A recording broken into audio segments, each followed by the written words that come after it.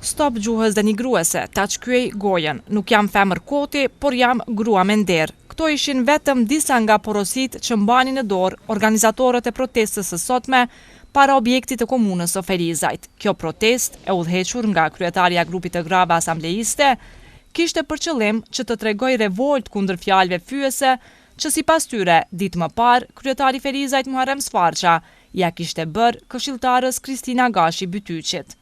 Protesta u përkra nga aktivistët e PDK-s, vetëvendosjes, shoqërisë civile, por edhe nga disa gra jo aktive në politikë. Gjuha është bastardu jashtëzakonisht shumë në institucionet tona.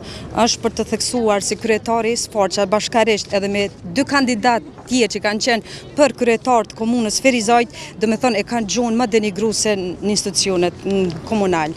Kështu që ju bëj thirrje kjo që të jetë hera e fundit që ne sot si grupi grave kemi dalë që të protestojmë në mënyrë masovike që mos të përsëritet kjo gjuhë, që në të ardhmen ne të jemi më të fuqishme dhe zëri jon të mos ndëshkohet dhe mos fyhet. Andaj ju bëj thirrje të gjithëve që stop kësaj dhune se me të vërtet është fyse dhe kërcënuese për shoqërinë tonë. A mund të shkoj ky mesazh deri tek kryeparlamentari kur muaj më parë ai ka bërë një thyrje publike? Unë mendoj se edhe pavarësisht kushdo që është në udhëheqje si në qendër, si nivel lokal, kjo për mua nuk është mbështetje që të fyhet një grua në institucionet qendrore ose lokale. Kështu që për mendimin tim është për të dënuar të gjithë këto thyrje në shoqëri. Kryetaria e grupit të grave Mimoza Pajaziti thotë se ka fakte që kryetari Ferizajt ju ka bërë presion disa këshilltarëve komunale për mos pjesëmarrje në këtë protestë. Po presioni aq i madh i kryetarit, saqë ato edhe nuk kanë mujt me qenë sot këto. E kanë pranuar që është për më dënuar kjo gjuhë fyse, mirë po ato për presionit nuk kanë mund të qenë sot këtu në protestë. Kështu që më vjen keq, po shpresoj. Kanë pasur presion kështu indirekt me juve? Po, kam edhe mesazhe, kam edhe telefonata që nuk kanë mujt ato. Kam fakte që ato për presionit nuk kanë mund sot që bashkangjitet protestës onpartësore. Kristina Gashi Bytyqi, gruaja e cila u atakua direkt nga kjo fyerje, thotë se kur nuk e kishte menduar që një ditë do të përballej me një problem të tillë. Ajo çfarë ka ndodhur në kuvend është sepse unë gjithmonë kam qenë e zëshme, kam ngritur zërin për të mirën e qytetarëve, duke u bazuar gjithmonë në arsyeshmëri, duke qenë gjithmonë kundër vendimeve të palegjshme të cilat na kanë ardhur, të propozuara nga kryetari, dhe kjo ndoshta ka ndikuar se atij nuk i pëlqen edhe e ka përdorur këtë sjellje të tillë që ka qenë e papritur nga ana ime dhe jam ndi shumë e fyme. Protestueset thanë se gjuha e përdorur nga kryetari i ka bërë të ndihen shumë keq. Personat publik, sidomos këta që janë në politikë, të kenë kujdes në mënyrën se si sillen me qytetarët e vet, e me këtë rast me ata që bashkëpunojnë edhe punojnë bashkë.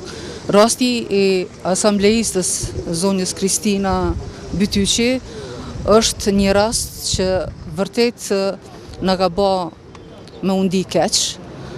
Fymja ashtu siç na është thonë, është bukur e rënë. Unë mendoj që jo vetëm kryetari i komunës, po të gjithë politikanët, për çdo gjë që kanë me kundërshtu lidhur me atë që opozita kundërshton lidhur me projektet edhe me punën e kryetarit apo të atyre që janë në qeveri, është mirë mi përdor argumentet dhe kundër argumentet, e jo me përdor gjuhën fyse dhe denigruese për secilin qytetar e lemo për një grua kështu. Derisa burrat e PDK-s veç u përshëndeten me koleget e tyre dhe vazhduan ta përcjellin protestën nga hapësirat të tjera. Protestueset patën mbështetje nga burrat e vetëvendosjes. Madje këtu ishte dikush që pati goxha kritika për Sfarqën.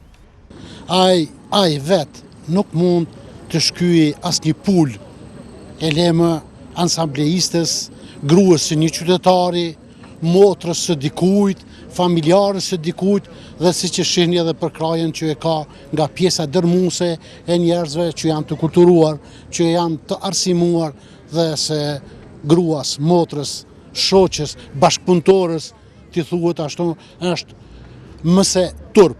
Po, kjo që kemi dalë këtu nuk i bën shumë zotit Sfarqa. Ne ka qëndasht dhe të gjitha gratë paraprakisht përgatiten të hyjnë në zyre të kryetarit Sforqa dhe ta nxjerrin nga aty. Ndoshta është traditë e partisë së tij, sepse edhe kryeministri dikur në një prononcim pa thënë mos u bëni si gratë. Edhe pse protesta u mbajt para komunës, në kohën sa gratë qëndronin në shesh, kryetari Ferizajt Muharrem Sfarqa nuk ndodhej në zyrën e tij. Bashkëpunëtorët e vet na thanë sa i ndodhej në Gjilan.